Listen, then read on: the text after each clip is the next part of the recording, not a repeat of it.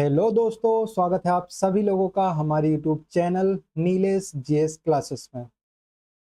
हम पढ़ने वाले हैं आज के लेक्चर में मध्य प्रदेश का बजट 2026-27। इसके पहले भी मैं एक क्लास ऑलरेडी ले चुका हूं। आपको अलग से यूट्यूब चैनल पर मेरे प्लेलिस्ट मिल जाएगी जिसमें आपको पहला वीडियो मिल जाएगा। पहला वीडियो को देखना बहुत ज़रूरी है क्योंकि तभी आप सेकंड वाले वीडियो से हमारे जुड़ पाएंगे। ठीक है, आप सभी लोगों ने अभी तक चैनल को सब्सक्राइब नहीं किया है तो जाके चैनल को सब्सक्राइब कर लीजिए, क्योंकि सबसे पहले वीडियो जो सब्सक्राइब कर लेते हैं उन्हीं के पास जाके पहुंचती है। ठीक है, तो सभी लोग चैनल को सब्सक्राइब कर लीजिए। ठीक है, आगे बढ़े। तो बजट हमारा 3-4 क्लासों में लाऊंगा। एक क्लास बहुत बड़ी हो जाती है, इसलिए छोटा पढ़ो, कम पढ़ो, अच्छे से पढ़ो। ठीक है, तो इस सिद्धांत को फॉलो करते हुए मैं 3-4 लेक्चर छोटे छोटे टुकड़ों में लाऊंगा, तो उनको आपको पढ़ना है। आज हमारी यह सेकंड क्लास रहेगी। ठीक है, स्किप मत करना, क्योंकि चाहे ईएसबी के एग्जाम हो जो आने वाले हैं, उनमें बजट से प्रश्न पूछ सकता है। ईएसबी का कोई भरोसा नहीं रहता है। ठीक है, इसके बाद आपका एमपीपीएससी के जितने एग्जाम अभी आने वाले हैं, चाहे वो एडीपीओ का हो, जितने भी एग्जाम आगामी आने वाले हैं, उन सभी में मध्य प्रदेश का बजट आएगा ही आएगा। मिनिमम एक क्वेश्चन तो मान के चलो पूछेगा ही पूछेगा, ज़्यादा पूछ भी सकता है। ठीक है, प्रश्न बनना बजट से स्टार्ट हो गए हैं। पिछले लेक्चर में जो मैंने आपको पढ़ाया था उसमें से एक प्रश्न ऑलरेडी बन चुका था। ठीक है, वो बहुआयामी गरीबी सूचकांक वाला। आज के लेक्चर में जो पढ़ाऊंगा उसमें से भी आगामी जो पेपर रहेंगे आपके उसमें प्रश्न बनेंगे। ठीक है, तो बिना किसी समय की बर्बादी के हम बजट स्टार्ट करते हैं हमारा 26-27 का। इसके अलावा आपको बजट में कुछ नहीं पढ़ना है, जो पढ़ा रहा हूँ इतना सफिशियंट है, क्योंकि यह कंटेंट बिल्कुल ऑथेंटिक है। ठीक है, आपको इसके अलावा कुछ नहीं पढ़ना है। ठीक है, बढ़ते हैं। पिछले लेक्चर में हमने लगभग 38 पॉइंट तक बात कर ली थी। ठीक है, इसके आगे हम बढ़ते हैं। इसके बाद है कि अब आप सोच रहे होंगे कि इसमें जनजाति का क्या रोल, जो बजट पढ़ा रहा हूँ। तो बजट में सभी प्रकार के जो भी हमारे मध्य प्रदेश में जितना भी है, इन सभी का उल्लेख होता है, इन सभी के कल्याण के लिए कार्य होता है। तो इसमें जनजातियों की भी प्रमुख भूमिका रहेगी। ठीक है, तो अब यह प्रश्न आपके कल्चर से भी बन सकता है, यूनिट 10 से भी बन सकता है, और बजट से तो प्रश्न बन ही सकता है कि आपका जो है, मैं आपको बता दूं कि मध्य प्रदेश में कुल जनसंख्या है हमारी 7, 26, 26, 809, जो हमारी कुल जनसंख्या है, इसका कितना प्रतिशत अनुसूचित जनजाति है, यानी कि एसटी है। जिनको कंफ्यूजन होता है कभी कि एससी है या एसटी है, तो टी को बोलते हैं क्या, ट्राइब्स, तो इसको बोलते हैं हम क्या, जनजाति। ठीक है, तो इसको क्या बोलेंगे हम, जनजाति। और सी का हो जाएगा कास्ट, तो इसको बोलेंगे हम जाति। ठीक है, तो मध्य प्रदेश में जो एसटी की पॉपुलेशन है, एसटी मतलब जनजाति, तो जो मध्य प्रदेश की हमारी कुल जनसंख्या है, इसका कितना, 21% एस सी है। ठीक, एस टी है, याद रख लोगे, एस टी 21%, और एस सी कितना है आपका 16%। तो मध्य प्रदेश की कुल जनसंख्या कितना है, एस सी 16% है, और एस टी हमारा कितना हो जाएगा, 21%। ठीक है, याद रख लोगे। अब मैं कुछ चीजें आपको इकोनॉमी सर्वे में डेट के साथ बताऊंगा, लेकिन यहाँ जिम्मेदारी आपकी बनती है कि मैं जो होमवर्क दे रहा हूँ उसको आपको सर्च करना है। 2 मिनट का काम है। देखो, कोई टीचर आता है पढ़ाता है तो हो सकता है वो चीज आपको कम समय तक याद रहे, लेकिन अगर आप किसी चीज को खुद ही सर्च करके पढ़ोगे तो वो चीज आपको लंबे समय तक याद बनी रहती है। ठीक है, तो जो मैं आपको यहाँ होमवर्क दे रहा हूँ वो रहेगा आपका कि जो धरती आबा जनजातीय उत्कर्ष अभियान है, क्या, कि धरती आबा जनजातीय ग्राम उत्कर्ष अभियान है, इसका प्रारंभ कब हुआ। ठीक है, ये रहेगा आपका होमवर्क। ठीक है, होमवर्क। अब आगे बात करते हैं। तो मध्य प्रदेश में कितने ग्रामों में, गांवों में चलाया जा रहा है, तो मध्य प्रदेश के कितने, 267 विकास खंड। तो ये भी पूछ सकता है आपका कि धरती आबा जनजातीय ग्राम उत्कर्ष अभियान मध्य प्रदेश के कितने विकास खंडों में चलाया जा रहा है। गाँव गांव पूछे 11,377। गांव पूछना मुश्किल है, लेकिन विकास खंड यहाँ पे पूछे जा सकते हैं, तो आपको याद रखना है कितने, 267 विकास खंड। आगे प्रश्न बन सकता है आपको कि इससे मध्य प्रदेश के कितने व्यक्ति लाभान्वित होंगे, तो कितने, मध्य प्रदेश के 94 लाख जो व्यक्ति हैं इससे लाभान्वित होने वाले हैं। ठीक है, याद रख लोगे। अगला जो प्रश्न बन सकता है आपसे, वो बन सकता है कि धरती आबा जनजातीय ग्राम उत्कर्ष अभियान जो है, इसके लिए जो 26-27 में है, बजट कितने करोड़ का बजट अलोकेट हुआ है? तो कितना? तो 793 करोड़ का बजट जो है अलोकेट हुआ है। इसका 793 करोड़ का बजट का प्रावधान किया गया है। ठीक है, याद रख लोगे। ठीक है, इसके बाद हम आगे बढ़ते हैं। अब हमें कुछ योजनाओं की बात करनी है। वो है कि एक योजना है पिछड़ा वर्ग पोस्ट मैट्रिक छात्रवृत्ति योजना। ठीक है, कौन सी? पिछड़ा वर्ग पोस्ट मैट्रिक छात्रवृत्ति योजना। तो 25-26 में इस योजना ने कितने लोगों को लाभ दिया? तो कितने? तो इस योजना के अंतर्गत कितने? 7,50,000 विद्यार्थियों को इससे लाभ मिला। तो नॉर्मल है, आप याद रख सकते हो। इसके बाद है सरदार पटेल कोचिंग योजना। तो हमारे जो सरदार पटेल हैं, इनके नाम पर कोचिंग योजना चलाई गई। इसके अंतर्गत 4,000 विद्यार्थियों को लाभ मिला। लाभ का लक्ष्य है, तो ये लक्ष्य है यानी कि आगामी चीज है। तो आपसे पूछ सकता है कि मध्य प्रदेश में प्रचलित या मध्य प्रदेश में लागू सरदार पटेल कोचिंग योजना के अंतर्गत कितने विद्यार्थियों को लाभ देने का हमारा लक्ष्य रखा गया? तो कितने? 4,000। इसको आपको याद रखना है, कितने? 4,000। ठीक है, आगे बढ़ते हैं। अब मध्य प्रदेश में ओबीसी, मध्य प्रदेश में अल्पसंख्यक, मध्य प्रदेश में विमुक्त, घुमक्कड़, अर्ध घुमक्कड़, इन सभी के कल्याण के लिए कितने करोड़ का बजट अलोकेट हुआ है? तो 1,691 करोड़, यानी कि 1,691 करोड़। इतने करोड़ का बजट जो है सरकार ने प्रावधान किया है। किसके लिए? ओबीसी के लिए, अल्पसंख्यक कल्याण के अल्पसंख्यकों के लिए, विमुक्त के लिए, घुमक्कड़ और अर्ध घुमक्कड़, इनके लिए 1,691 करोड़ का बजट जो है प्रस्ताव दिया है। ठीक है, अब मोस्ट इंपॉर्टेंट चीज है, क्योंकि बजट में नई चीज है, तो जो ट्रेंड रहते हैं उनको आप पकड़ो। अगर कुछ आपको हट के मिल रहा है तो आपको उसको नोट करके लिखना है, इंपॉर्टेंट रहती है। मैं बताऊं यहाँ पे, जो मध्य प्रदेश के हमारे वृद्धजन हैं, बुजुर्ग आदमी हैं, उनके लिए आवास यानी कि रहने की व्यवस्था, पौष्टिक भोजन, अच्छे खाने की व्यवस्था, और जो भी उनके लिए मेडिकल से संबंधित सुविधाएं रहती हैं, इनको उपलब्ध कराने के लिए, इनको उपलब्ध कराने के लिए बुजुर्गों के लिए, कहाँ पे? भोपाल में। तो आपको ये जगह याद रखनी है कि मध्य प्रदेश के भोपाल में एक वृद्धाश्रम खोला गया है। इस वृद्धाश्रम का नाम क्या है? संध्या छाया। संध्या छाया। छाया से आप आवास तो कनेक्ट कर सकते हो, लेकिन वृद्धाश्रम कनेक्ट करना आपके लिए थोड़ा मुश्किल हो जाएगा। ठीक है, तो क्या याद रखोगे कि वृद्धजनों की जितनी भी सुविधाएं हैं, चाहे वो रहने के संबंध हो, चाहे वो स्वास्थ्य से संबंधित हो, चाहे भोजन से संबंधित हो, तो इन सभी के को प्रदान करने के लिए मध्य प्रदेश के भोपाल में एक वृद्धाश्रम शुरू हुआ है, जिसका नाम है संध्या छाया वृद्धाश्रम। ठीक है, क्या नाम है? संध्या छाया वृद्धाश्रम। तो आपको संध्या छाया याद रखना है और भोपाल याद रखना है। ठीक है, आगे बढ़ते हैं। फिर जो हमारा मध्य प्रदेश है, इसमें कमजोर वर्ग हुए, इनके लिए बहुत सारी योजनाएं, पेंशन स्कीम चलती हैं।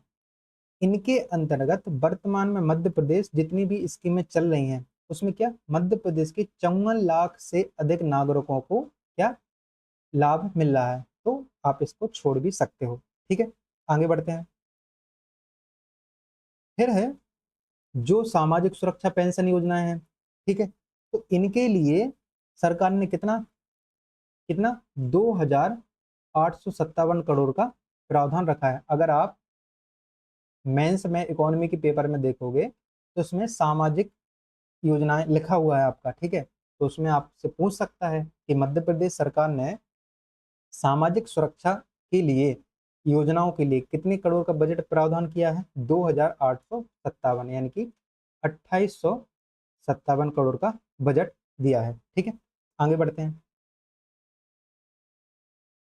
अब आपकी मुख्य परीक्षा में, प्रीलिम्स में तो प्रश्न बनेगा ही। ठीक है, इसके बाद जब आपकी मुख्य परीक्षा है तो वहां पे आपका लिखा हुआ है एमपी में खाद्यान्न वितरण, भंडारण, वितरण प्रणाली। ठीक है, ये सब आपका लिखा हुआ है। ठीक है, ये लिखा है तो आपको अगर उसके अंतर्गत आप योजना का विवरण देंगे तो आपको बहुत अच्छा रहेगा। तो योजना है प्रधानमंत्री गरीब कल्याण अन्न योजना। इसकी आपको डेट देख लेनी है, ठीक है, कि कब चालू हुई। तो प्रधानमंत्री गरीब कल्याण अन्न योजना है, इसके अंतर्गत जो लास्ट 2 ईयर है, यानी कि जो विगत हमारे 2 वर्ष हैं, इसमें कितना 5 करोड़ 25 लाख लोगों को, हितग्राही हैं लोगों को, कितने 22,800 करोड़ का 66,25,000 मीट्रिक टन निःशुल्क उपलब्ध कराया। तो आप खाद्यान्न के मामले में ये आंकड़ों का उपयोग कर सकते हो, ठीक है। इसके बाद जो बच्चे हैं, लोग हैं, इनमें पोषण स्तर बढ़ा रहे या बढ़ाने के लिए क्या किया है, जो सरकारी दुकानें हैं, उचित मूल्य की दुकानें हैं, इनको क्या जन पोषण केंद्रों के रूप में उन्नत किया जा रहा है। तो सीधा सीधा प्रश्न आपसे बन सकता है कि मध्य प्रदेश में पोषण स्तर है, इसको बढ़ाने के लिए उचित मूल्य की दुकानें हैं, इनको किसके रूप में उन्नत किया जा रहा है। तो किसके रूप में उन्नत किया जा रहा है, जन पोषण केंद्रों के रूप में, ठीक है, याद रख लोगे। आगे बढ़ते हैं। मोस्ट इंपोर्टेंट प्रश्न, इसका आप सीधा मुख्य परीक्षा में उपयोग कर सकते हो कि सार्वजनिक वितरण प्रणाली यानी कि पीडीएस के अंतर्गत लगभग कितनी 93% जो हितग्राही हैं, इनकी आप केवाईसी किया जा चुका है, यानी कि केवाईसी जो पूर्ण हो चुकी है। अब केवाईसी यूनिट 9 का प्रश्न है, इसका फुल फॉर्म होता है नो योर कस्टमर, ठीक है, नो योर कस्टमर। तो आप इसका उपयोग मेंस में कर सकते हो कि पीडीएस के अंतर्गत जितने भी हितग्राही हैं, खाद्यान्न जिनको वितरण होता है, उसमें लगभग 93% हितग्राही हैं, उनकी केवाईसी हमने पूरी कर ली है, ठीक है। आगे बढ़ते हैं। अब मध्य प्रदेश में हमारा रोजगार भी लिखा है, ठीक है। तो रोजगार से संबंधित यानी कि लेबर जो है, इनके लिए केंद्र सरकार ने क्या किया था कि जो श्रम क्षेत्र हैं, इनकी सेवाओं में बेहतरी लाने के लिए जो पुराने कुछ हमारे लेबर लॉ थे, अब सभी जानते हो कि अगर कोई चीज़ पुरानी हो गई है तो वो वर्तमान के समय से कुछ हद तक इर्रिलेवेंट हो जाती है। तो जो हमारे पुराने लेबर लॉज थे, तो वो क्या हो गए थे, अप्रासंगिक हो गए थे। तो कितने, लगभग 29 लेबर लॉज, इनके स्थान पर कितने 4 नवीन श्रम संहिताओं को क्या किया है, लागू किया है, अधिसूचित किया है, नोटिफाइड किया है। तो आपको याद रखना है कितने पुराने जो 29 श्रम कानून थे, इनकी जगह पे हम कितने 4 नवीन संहिताओं को लाए हैं। हमारी सरकार जो है मध्य प्रदेश, उसने कारखाना अधिनियम, ठेका श्रम अधिनियम और जो औद्योगिक विवाद विवाद अधिनियम है, इसमें क्या किया, संशोधन किया, ठीक है। तो आपको ये जानकारी होनी चाहिए। इसके बाद एक योजना चलाई जाती है मुख्यमंत्री जन कल्याण संबल योजना। यह किन के लिए है, जो श्रमिक हैं, जो श्रमिक परिवार हैं, इनके कल्याण के लिए चलाई जाती है। तो कभी कभी इसका उद्देश्य भी आपसे प्रश्न एग्जाम में पूछ सकते हैं, ठीक है। आगे बढ़े। फिर है, आप सभी लोग जानते हैं कि महिलाओं की जो कार्य बल भागीदारी है वह बढ़ रही है। अब महिलाएं अपने घर से निकलकर अन्य शहरों में जाकर काम करती हैं, वहीं पर रहती हैं, ठीक है। तो सरकार ने क्या किया कि जो कामकाजी महिलाएं हैं, इनको कुछ हद तक हम आवास प्रदान कर सकते हैं। इसी के संबंध में योजना है, इसको आपको बताता हूँ कि जो कामकाजी महिलाएं हैं, इनको क्या बेहतर और सुरक्षित एक एनवायरनमेंट प्रोवाइड कराने के लिए, जो कामकाजी महिलाएं हैं, इनके लिए क्या छात्रावास का निर्माण यानी कि हॉस्टल निर्माण के लिए एक योजना लाए। इसके अंतर्गत मध्य प्रदेश के कितने 4 जो इंडस्ट्रियल सेक्टर हैं, क्षेत्र हैं, यानी कि क्या है, अगर बहुत कोई जैसे पीतमपुर हो गया, तो वो भी एक इंडस्ट्रियल सेक्टर हो गया। तो इसमें बहुत सारी महिलाएं हैं जो काम करते होंगे, तो इनके लिए सरकार ने क्या कि छात्रावास के निर्माण के लिए योजना लाए। तो कितने 4 औद्योगिक क्षेत्र हैं, इनका नाम नहीं दिया हालांकि सरकार ने बजट में। तो 4 औद्योगिक क्षेत्र हैं, इनके निकट, कहाँ पे, आसपास में 5,772 बेड्स, यानी कि लगभग कितना 5,772 बेड्स, यानी कि एक बेड से एक महिला के लिए हो जाएगा। तो बेड्स के हॉस्टल का काम चल रहा है, ठीक है। और यह क्या पीपीपी मॉडल पर काम चल रहा है। अब इम्पोर्टेंट है कि जो लेबर डिपार्टमेंट है, उसके लिए कितना 1300, कितना लेबर डिपार्टमेंट है, इसके लिए 1335 करोड़ का प्रावधान प्रस्तावित है, ठीक है, याद रख लोगे। आगे बढ़ते हैं। फिर है नई योजना है प्रधानमंत्री जनधन योजना। तो आपको इसकी डेट सर्च करनी है और नोट कर लेनी है, ठीक है, ये आपके लिए होमवर्क है। क्या कि प्रधानमंत्री जनधन योजना के अंतर्गत अब तक कितना 4,61,00,000 जनधन खाते खोले गए। इसका उपयोग आप कहाँ कर सकते हो, बताओ, आप कमेंट करके बताना। मैं तो बता रहा हूँ आपको, जो आपका इकोनॉमी है उसमें लिखा होगा वित्तीय समावेशन एवं सामाजिक समावेशन। तो वित्तीय समावेशन जैसे इंग्लिश में फाइनेंशियल इंक्लूजन कहते हैं, तो इसकी जगह पे आप उपयोग कर सकते हो कि सरकार ने मध्य प्रदेश के लोगों को खातों से जोड़ा, ठीक है, जिसके अंतर्गत प्रधानमंत्री जनधन योजना के अंतर्गत लगभग कितने 4,61,00,000 खाते खोले, ठीक है। तो इसको आप लिख सकते हो मेंस में। इसके बाद मध्य प्रदेश में स्वास्थ्य भी है, तो उसमें भी आप लिख सकते हो कि प्रधानमंत्री जो सुरक्षा बीमा योजना है, इसके अंतर्गत 3,64,00,000, 3,64,00,000, तो कितने जनधन में 4,61,00,000, प्रधानमंत्री सुरक्षा बीमा योजना में 3,64,00,000, प्रधानमंत्री जीवन ज्योति योजना में 1,54,00,000 और अटल पेंशन योजना में कितने 46 लाख लोगों का पंजीयन हुआ है। तो मुश्किल है, तो आप रीड कर लेना इसको, ठीक है। इसके बाद आप सभी लोग जानते हो कि मध्य प्रदेश में तमाम ऐसी जगह हैं जहां पर कुछ लोग आकर निवास करने लगते हैं और फिर वो उन्हीं की जगह रहने के लिए दावा करने लगते हैं कि वो अब जगह हमारी है। तो सरकार ने क्या किया कि जो आबाद भूमि थी पर ग्रामीण क्षेत्र में निवासरत 46,63,000 परिवारों को 50,000 करोड़ मूल्य की आबादी भूमि, जो किसी की नहीं थी, सरकार की थी, ठीक है, आबादी भूमि पर उनको मालिकाना हक दिया। उनका मूल्य कितना था टोटल, लगभग 50,000 करोड़ का। तो इसके लिए सरकार ने क्या किया कि जो परिवार हैं उनको उनका मालिकाना हक दे दिया। अब जब आप जमीन लोगे कुछ करोगे तो आपको उसके लिए रजिस्ट्री करानी पड़ती है, ठीक है, और स्टाम्प ड्यूटी भी लगती है। तो रजिस्ट्रीकरण के लिए भी पैसे लगते हैं, स्टाम्प ड्यूटी के लिए। तो इनका खर्चा क्या सरकार उठाएगी। तो जो स्टाम्प ड्यूटी और रजिस्ट्रेशन संबंधी जो व्यय हैं, खर्चे हैं, उसका वहन कौन करेगा, सरकार करेगी, ठीक है। इस योजना के अंतर्गत 3,800 करोड़ का प्रावधान प्रस्तावित है, ठीक है, तो इसको आप रीड कर लेना। उसके बाद मोस्ट इंपोर्टेंट योजना है, आपको याद रखना है कि एक क्वालिटी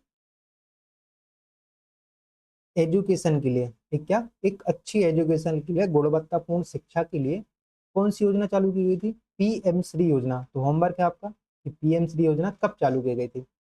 तो पीएम श्री योजना के अंतर्गत सीधा प्रश्न बनेगा कि मध्य प्रदेश में पीएम श्री योजना के अंतर्गत कितने विद्यालय संचालित हो रहे हैं, कितने 799, ठीक है, याद रख लोगे। और 274 सांदीपनी विद्यालय संचालित किए जा रहे हैं। तो दो चीजें याद रखनी है कि पीएम श्री योजना के अंतर्गत 799 विद्यालय यानी कि कॉलेज नॉर्मल वाले हो गए, तो 274 हो जाएंगे आपके संदीपनी कॉलेज, ये संचालित हो रहे हैं, ठीक है। इसके बाद मध्य प्रदेश का प्रत्येक व्यक्ति अच्छी शिक्षा पूर्ण करे, इसके लिए सरकार क्या करती है कि जो भी ग्रामीण क्षेत्र में स्कूल हैं तो वो क्या दूर रहते हैं, ठीक है, दूर रहते हैं 2 किलोमीटर, 2.5 किलोमीटर, 1.5 किलोमीटर ऐसा। तो व्यक्ति, हर बच्चा स्कूल तक पहुंचे, इसके लिए सरकार ने क्या किया कि विद्यालयों तक पहुंच को आसान बनाने के उद्देश्य से जो स्टूडेंट है उसको कितने 4,85,000 साइकिलें प्रदान की, मध्य प्रदेश के सभी लोगों को 4,85,000 साइकिलें प्रदान की। इसके अतिरिक्त 94,300 लोगों को क्या लैपटॉप प्रदान किए, ठीक है, इतना आपको याद रखना है। फिर ये तो नॉर्मल न्यूज़ है, जो शिक्षक हैं इनके लिए भी अच्छी बात है कि जो चाहे प्राइमरी हो, चाहे मिडिल हो, चाहे हाई हो, इन सभी की कक्षाओं के लिए 15,000 शिक्षकों की नियुक्ति जो है प्रक्रिया में चल रही है। तो जो अगर आप शिक्षक हैं तो बजट में लिखा है तो आगे आगे चल के काम इस पे होगा, ठीक है। उसके बाद जो संदीपनी विद्यालय थे उसमें 3,892 करोड़, साइकिलों का प्रदाय योजना में 210 करोड़, पीएम श्री योजना में 530 करोड़, और जो निःशुल्क पुस्तकें हमको मिलती हैं उसमें क्या 100 करोड़ का प्रावधान है, ठीक है। तो आपको इसको रीड कर लेना है। आगे बढ़ते हैं, इंपॉर्टेंट रहेगा क्योंकि आपका यूनिट 10 में जनजाति है और उससे संबंधित एक करंट है, तो इम्पोर्टेंट है आपके एग्जाम से। क्या है कि जो जनजातीय कार्य डिपार्टमेंट है हमारा, इसके द्वारा 25,439, कितनी संख्या है, 25,439 विद्यालयों में 20 लाख विद्यार्थी पढ़ रहे हैं। ठीक है, अभी मैंने बताया कि 94 संदीपनी जो विद्यालय हैं उनमें अच्छा इंफ्रास्ट्रक्चर के लिए जो शैक्षणिक सुविधाएं हैं इनको अच्छा किया जा रहा है। ठीक है, 25-26 में लगभग 3,40,000 विद्यार्थियों को 458 करोड़ से अधिक की छात्रवृत्ति दी। ठीक है, तो इसको आपको रीड कर लेना है। उसके बाद जो एसटी की एजुकेशनल संस्थाएं हैं, ठीक है, इनको 4,485 शिक्षकों की जो भर्ती है इनकी काम चल रही है। और छात्रवृत्ति के लिए विभिन्न योजनाओं के लिए 26-27 में बजट के रूप में 986 करोड़ का प्रावधान है। ठीक है, इसको आपको रीड कर लेना है। आगे बात करें, फिर है एसटी की बात कर ली हमने, अब बात करते हैं एससी के लिए। तो एससी के लिए विद्यार्थियों के लिए मध्य प्रदेश में कितने 10 ज्ञानोदय विद्यालय चल रहे हैं। 10 ज्ञानोदय विद्यालय चल रहे हैं जो सीबीएसई मापदंडों के अनुसार उनको क्या अपग्रेड किया जा रहा है। इस वर्ग के विद्यार्थियों के लिए 1,913 छात्रावास संचालित हैं, जिनकी कुल क्षमता विद्यार्थियों की कितनी 95,000 है। मोस्ट इंपोर्टेंट प्रश्न है, एक तो ये प्रश्न बनता है कि जो संत रविदास स्वरोजगार योजना है वह किस वर्ग के लोगों के लिए है, तो किसके लिए, एससी। रविदास रविदास योजना किसके लिए है, एससी के लिए। ठीक है, तो एक तो ये प्रश्न बन सकता है। दूसरा प्रश्न बनता है कि किसके लिए है, मतलब क्या काम है, तो युवाओं को क्या देखता है, स्वरोजगार, खुद का रोजगार स्थापित करने के लिए प्रमोट करता है। तो युवाओं को स्वरोजगार हेतु संत रविदास योजना चलाई गई जो कि एससी के लोगों के लिए है। इसके अंतर्गत ना 1,927 यानी कि 1927 इतना हो गया। ठीक है, फिर है डॉक्टर भीमराव अंबेडकर आर्थिक कल्याण योजना। क्या है, डॉक्टर भीमराव अंबेडकर आर्थिक कल्याण योजना। इसके अंतर्गत 2,316 प्रकरणों में ऋण वितरण किया गया है, यानी कि इतने लगभग प्रकरण थे, आवेदन दिए होंगे, इनके लिए ऋण वितरण किया गया। तो दो चीज यहाँ रखनी है आपको, ऋण वितरण रखो ना रखो याद, दो चीजें आप याद रख लो कि मध्य प्रदेश में एससी के लोगों के लिए 10 ज्ञानोदय जो विद्यालय हैं इनको अपग्रेड किया जा रहा है सीबीएसई मापदंड के अनुसार। दूसरी चीज, मध्य प्रदेश में एससी के लोगों के लिए, किसके लिए, एससी के लोगों के लिए यानी कि अनुसूचित जाति के लोगों के लिए, युवाओं के लिए स्वरोजगार स्थापित करने के लिए दो योजनाएं चल रही हैं, डॉक्टर भीमराव अंबेडकर आर्थिक कल्याण योजना और संत रविदास स्वरोजगार योजना। ठीक है, ठीक है, आगे बढ़ते हैं। फिर है, हाँ अब थोड़ा सा प्रमोशन मैं भी कर लूँ सभी सभी लोगों की तरह। ठीक है, क्या कि हमारा जो यूट्यूब चैनल है नीलेश जीएस क्लासेस, इस पर आप जब जाओगे तो आपको प्लेलिस्ट मिल जाएगी, किसकी, इकोनॉमी सर्वे की प्लेलिस्ट, जो कि आपको 26 में मेंस में काम आएगी और प्रीलिम्स 2027 में काम आएगी। ठीक है, तो ये आपको वहाँ पे देख लेना है, उसमें बहुत सारे लेक्चर अपलोड कर चुका हूँ, तो आपको पढ़ना है अच्छे से क्योंकि बहुत इंपॉर्टेंट है। ठीक है, आगे देखते हैं। अब जब मध्य प्रदेश में शिक्षा की बात आएगी तो मध्य प्रदेश में शिक्षा के लिए क्या, कि मध्य प्रदेश में कितने जो 56 आपकी यूनिवर्सिटी है उसमें 1,360 जो हमारे उच्च शिक्षण संस्थान है इनमें लगभग कितने 16 लाख विद्यार्थी अध्ययन करते हैं। तो आपको इसको सिर्फ रीड करना है।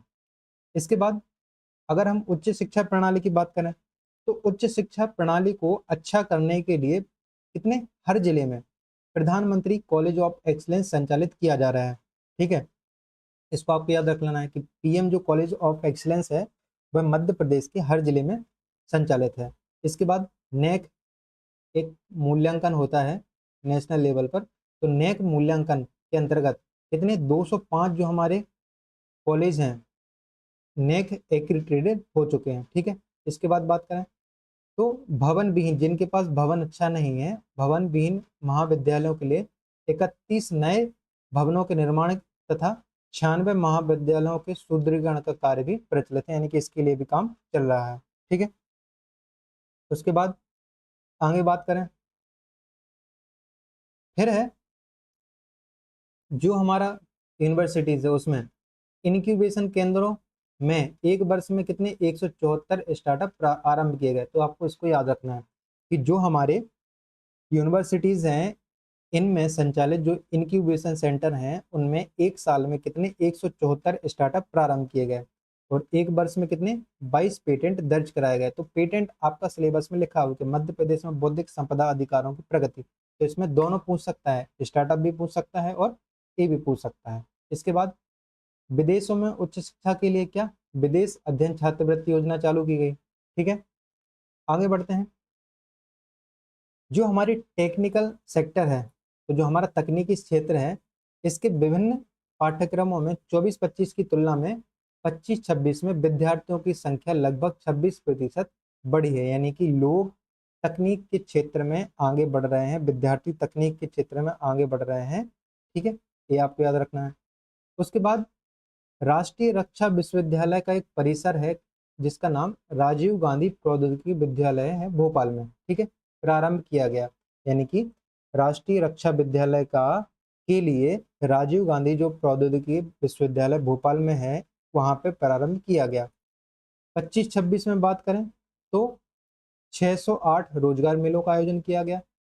युवा संगम कार्यक्रम के माध्यम से 85,000 युवाओं को ऑफर लेटर भी दिया गया। ठीक है, इसके बाद आगे बात करें, इंपॉर्टेंट है, जैसे वो पिछली बार बजट में लिखा था, प्रश्न पूछ लिया था कि खेलों वाला उत्तराखंड वाला, ऐसे पूछ सकता है कि पिछले 2 वर्ष पिछले 2 वर्ष में मध्य प्रदेश के खिलाड़ियों ने अंतरराष्ट्रीय स्तर पर कितने, तो जो इंटरनेशनल लेवल है इस पर कितने 19 गोल्ड, कितने 19 गोल्ड, 29 सिल्वर और 26 ब्रॉन्ज।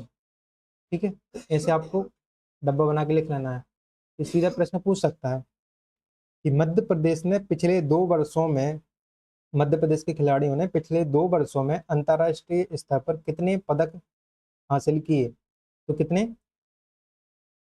29 हमारे गोल्ड हो जाएंगे, 19 हमारे गोल्ड हो जाएंगे, 29 हमारे सिल्वर हो जाएंगे और 26 हमारे क्या ब्रॉन्ज हो जाएंगे।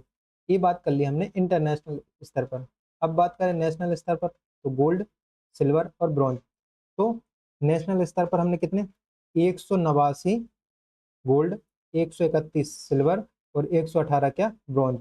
तो ये दोनों आपको याद रखना है, एक ऐसे याद रख लो कि 29, 19 और 26, 189 हमारा 131, 131 और 118, तो ऐसे कुछ बना के आप याद रख लेना। ठीक है, तो कितने राष्ट्रीय स्तर पर 189 गोल्ड, 131 सिल्वर और 118 ब्रॉन्ज जो है हमने प्राप्त किया और प्रदेश का नाम गौरवान्वित किया। ठीक है, आगे बढ़े। फिर है सीएम युवा शक्ति योजना। क्या सीएम युवा शक्ति योजना, एक सेकंड रुकना।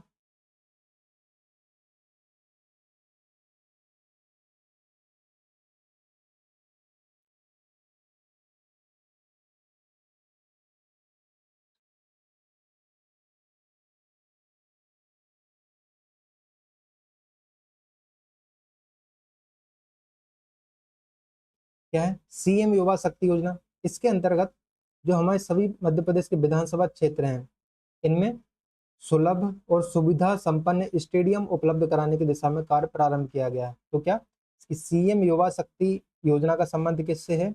स्टेडियम उपलब्ध कराना। ठीक है, वर्तमान में मध्य प्रदेश में स्पोर्ट्स से संबंधित बात करें तो कितनी 11 खेल अकादमी है और 18 खेलों की जो अंतर्राष्ट्रीय स्तर की अधोसंरचना हमारे पास है, उपकरण है और प्रशिक्षण सुविधा है। यानी कि मध्य प्रदेश में 11 खेल अकादमियां हैं और 18 खेलों के लिए हम प्रशिक्षण देते हैं। ठीक है, इसके बाद आगे बात करें तो जो हॉकी की टर्फ है, तो मध्य प्रदेश में कितने 4 हॉकी की टर्फ और 30 खेल स्टेडियम का निर्माण चल रहा है। खेल एवं युवा कल्याण के क्षेत्र के लिए मध्य प्रदेश को कितने 815 करोड़ के बजट का प्रावधान प्रस्तावित है। इसको आपको रीड कर लेना है। इसके बाद बात करें, फिर है मोस्ट इंपोर्टेंट योजना मध्य प्रदेश में बहुत फायदा पहुंचा है, लाडली लक्ष्मी योजना। तो आपको ये याद रखना, ये होमवर्क है आपके लिए कि आपको ये देखना है कि लाडली लक्ष्मी योजना कब से चालू की गई। मैं यहाँ बताऊंगा आपको लाडली लक्ष्मी योजना 2.0 ओ, यानी कि इसका सेकंड रूप। तो मध्य प्रदेश में बालिकाओं के जन्म को लेकर, उनकी शिक्षा को लेकर और उनके विवाह तक के लिए प्रदेश में 2007 में, मैंने यही बता दिया कि आपको पूछे अगर कि मध्य प्रदेश में लाडली लक्ष्मी योजना कब चालू की गई, तो कब चालू की गई, 2007 में। और लाडली लक्ष्मी योजना 2.0 कब चालू की गई, तो कितने कब की गई, 2022-23 में। ठीक है, 2022-23। तो जो बालिका है उसकी शिक्षा, जन्म से लेकर उसकी शिक्षा और विवाह तक के लिए 2007 में लाडली लक्ष्मी योजना को चालू किया गया। और इसका जो दूसरा वर्जन है 2.0 है, वो कब चालू की गई, 22-23। तो इसको आपको याद रखना है। इसके अंतर्गत अब तक 2007 से अब तक कितने 52,29,29 बालिकाओं को क्या लाभ दिया गया। ठीक है, तो इसको याद रख लेना। आपको जब योजना मेंस में लिखोगे तो उसको आप लिख सकते हो कि लगभग 52-53 लाख बालिकाओं को लाभ मिला है। साथ ही 14,52,000 बालिकाओं को छात्रवृत्ति भी प्रदान की गई, जो उच्च शिक्षा के लिए प्रोत्साहन करती है। तो इस योजना के लिए कितने 1,801 करोड़ यानी कि लगभग 1,801 करोड़ का प्रावधान प्रस्तावित है 26-27 के बजट में। ठीक है, 26-27 के बजट में। आगे बात करें तो आंगनबाड़ी जो केंद्र हैं हमारे लगभग कितने 2,949, तो उनमें शौचालय के निर्माण के लिए और 31,425 आंगनबाड़ी हैं, इनमें विद्युत व्यवस्था के लिए हमने स्वीकृति प्रदान की है। भारत सरकार की तरफ से कितने 24,662 आंगनबाड़ी केंद्रों को विकसित किए जाने की स्वीकृति दी है। ठीक है, याद रख लोगे। उसके बाद आगे बढ़े, फिर है पोषण 2.0 के अंतर्गत माता का पोषण, नवजात का पोषण और शिशुओं के आहार एवं स्वास्थ्य, गंभीर एवं अति गंभीर जो कुपोषित शिशुओं की चिकित्सा एवं संपूर्ण स्वास्थ्य व्यवस्था की सुनिश्चित की जा रही है।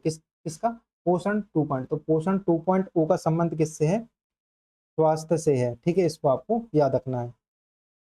फिर इंपॉर्टेंट रहेगा कि यशोदा दुग्ध प्रदा योजना किससे संबंधित है। तो यशोदा दुग्ध प्रदा योजना, इसको आप अगर नहीं पता तो आपको अंदाजा नहीं लगा सकते कि यशोदा दुग्ध प्रदा योजना है वह कक्षा 8, तो आपको कक्षा पूछी जा सकती है। तो कक्षा 8 तक के जो विद्यार्थी हैं इनको पोषण प्रदान करने के उद्देश्य से टेट्रा पैक यानी कि जो पैकेट आते हैं उनमें दूध दिया जाएगा। 26-27 के लिए बात करें तो कितने 80 लाख विद्यार्थियों को ये पैकेट वितरित किए जाने का लक्ष्य है। ठीक है, तो लक्ष्य भी पूछा जा सकता है आपको कि 80 लाख विद्यार्थियों के लिए है, 26-27 के लिए कक्षा 8 तक के विद्यार्थियों को इसमें शामिल किया गया है। और यह योजना कितने सालों तक चलेगी, तो अगले जो 5 वर्ष हैं इस योजना का आकार 6,600 करोड़ रुपए है। ठीक है, तो आगामी 5 वर्षों के लिए इस योजना का बजट कितना है, लगभग 66 करोड़ है, जिसमें इस बजट में 700 करोड़ का प्रावधान प्रस्तावित है। ठीक है, इतना आपको याद रख लेना है। इसके बाद थोड़ा प्रमोशन, तो हमारे चैनल का नाम क्या है, नीलेश जीएस क्लासेस। अभी हमारे कितने 507 सब्सक्राइबर हैं जब मैं आज ये वीडियो बना रहा हूँ। तो आपसे रिक्वेस्ट है, क्या रिक्वेस्ट है कि आपको इसको शेयर करना है, बढ़ाना है, आपके सभी दोस्तों तक पहुँचाना है। यहाँ पे इंस्टाग्राम और टेलीग्राम की लिंक भी मिल जाएगी जहाँ पर आपको जुड़ जाना है। ठीक है, आगे बढ़े। तो मैंने आपको बता दिया पिछली क्लास मतलब पिछले पहले बता दिया कि लाडली लक्ष्मी योजना कब से चालू हुई, 2007 से। इसका सेकंड वर्जन कब चालू हुआ, 22-23 से। अब बात करते हैं हम लाडली बहना योजना। लाडली बहना योजना जिसको एक बहुत ही चुनाव के लिए फायदेमंद माना गया बीजेपी की गवर्नमेंट के लिए। ठीक है, तो लाडली बहना योजना, खैर उस पर हमें नहीं जाना है। लाडली बहना योजना कब से चालू हुई, आपको डेट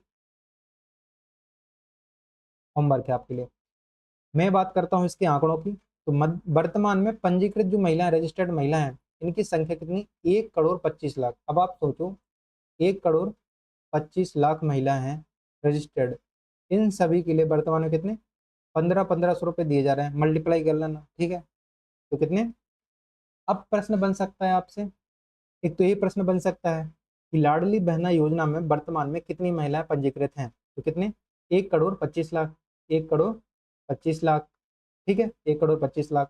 दूसरा प्रश्न बनेगा कि मध्य प्रदेश की लाडली बहनों के लिए जो 1,250 रुपए थे इसको बढ़ाकर हमने कितने कर दिए 1,500, तो वर्तमान में कितने दे रहे हैं 1,500।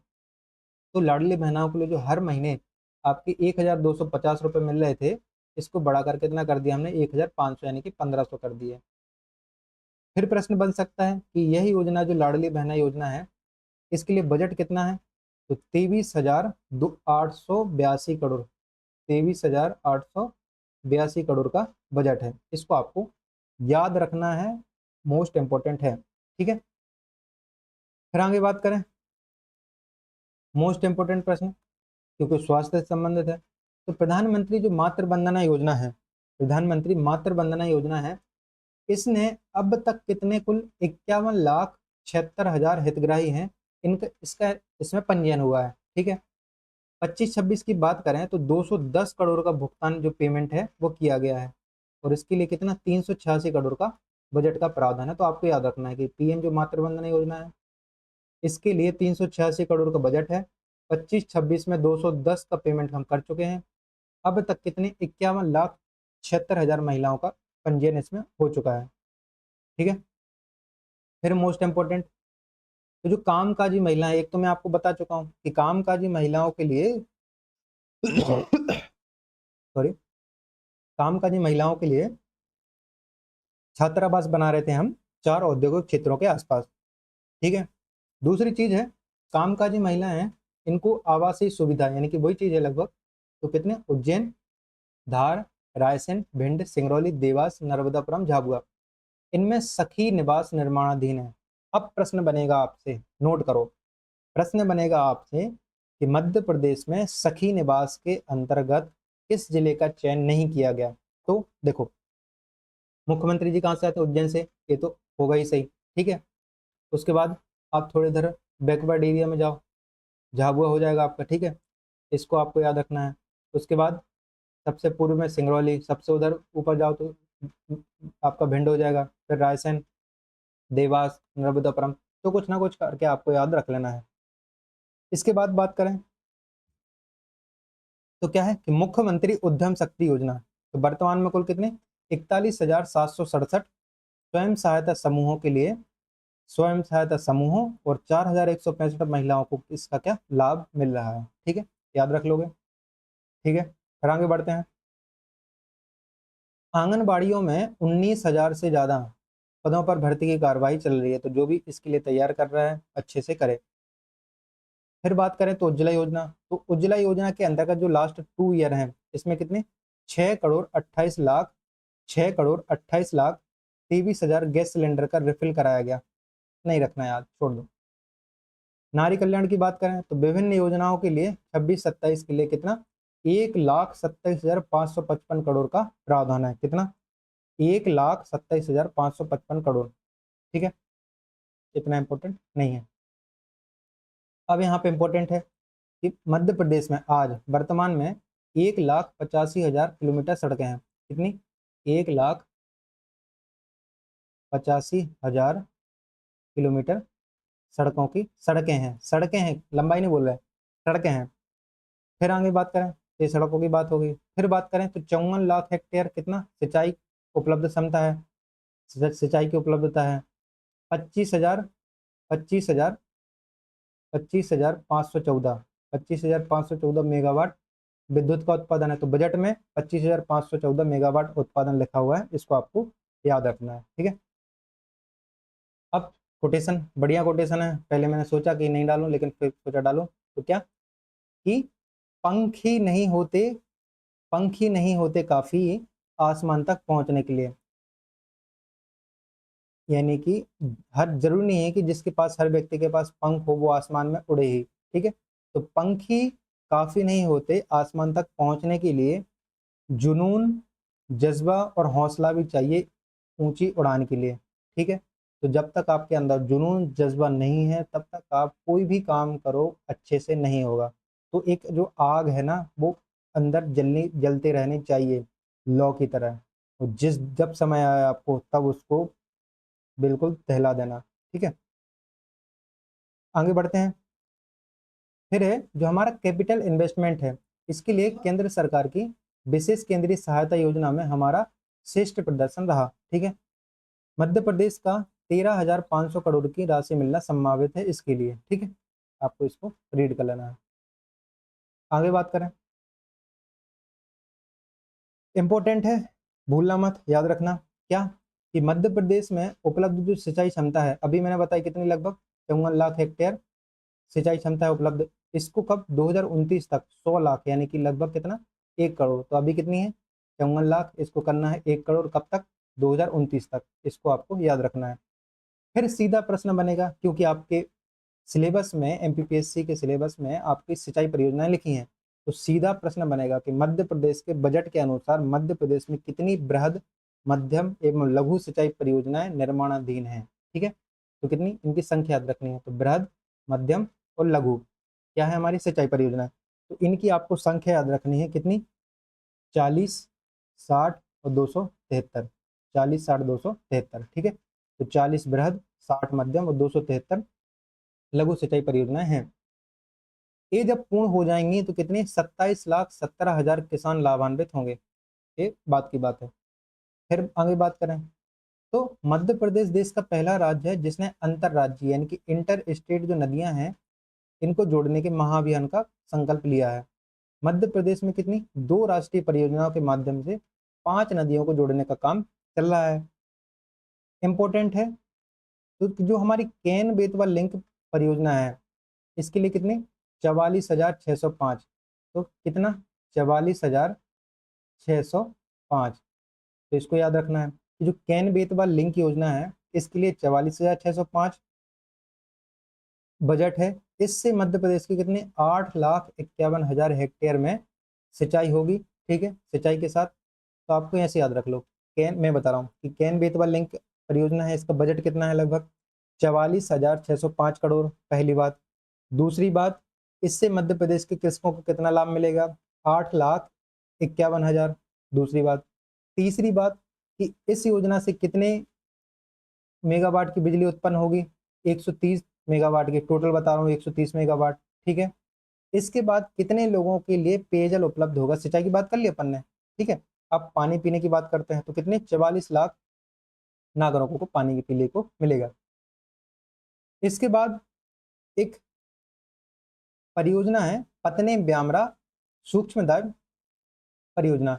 तो पतने परियोजना 1,35,000 छोड़ सकते हो आप। ठीक है, हाँ आगे बढ़ते हैं।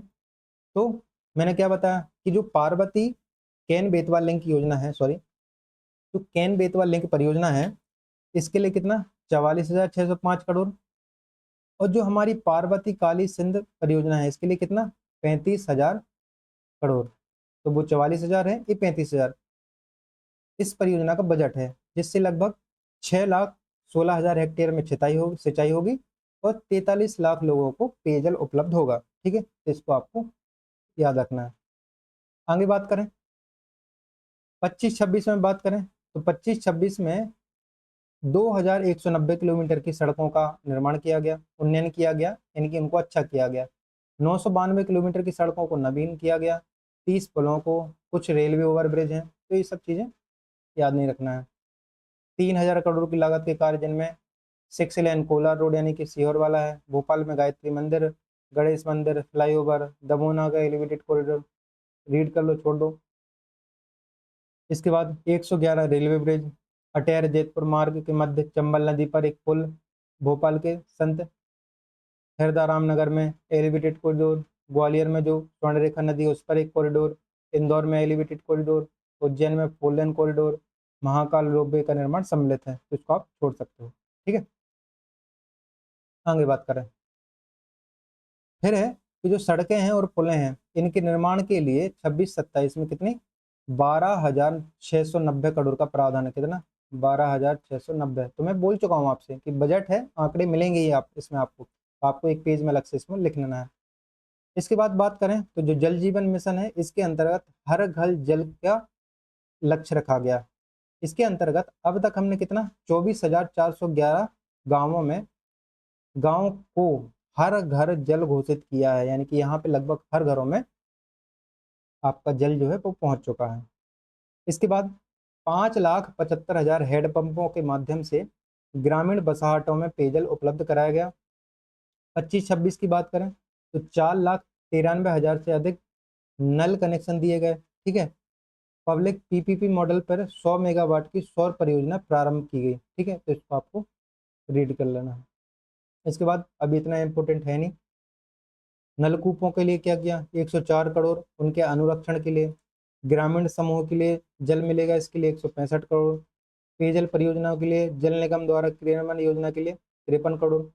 पेयजल योजना के सौर ऊर्जीकरण के लिए 156 करोड़। जल जीवन के लिए मिशन के लिए 4,454 करोड़। तो इसको आप रीड कर सकते हो, ठीक है। आगे बढ़े। फिर है सड़क अधोसंरचना के लिए शीघ्र और गुणवत्तापूर्ण विकास के लिए हाइब्रिड इन्यूटी मॉडल को अपनाया। तो इसको आपको थोड़ा रीड कर लेना। लास्ट के 2 साल देखें तो इस मॉडल के अंतर्गत 12,676 करोड़ की सड़क परियोजनाएं स्वीकृत की गई, ठीक है। और मध्य प्रदेश सड़क network road network master plan तैयार किया गया, ठीक है। आगे बढ़े। फिर है प्रधानमंत्री ग्राम सड़क योजना, ठीक है। इसके अंतर्गत 25-26 में लगभग कितने 1,500 किलोमीटर यानी कि लगभग कितनी 1,500 किलोमीटर की सड़कों का निर्माण किया गया। 7,000 किलोमीटर सड़कों के नवीनीकरण का लक्ष्य पूर्ण हुआ। यानी कि हमने कितना रखा था, लगभग 1,500 किलोमीटर का, और कितना हमने अचीव कर लिया 7,000 किलोमीटर का। उसके बाद बात करें तो मुख्यमंत्री मजरा टोला सड़क योजना, ठीक है। तो ये अभी प्रश्न आया था, ठीक है।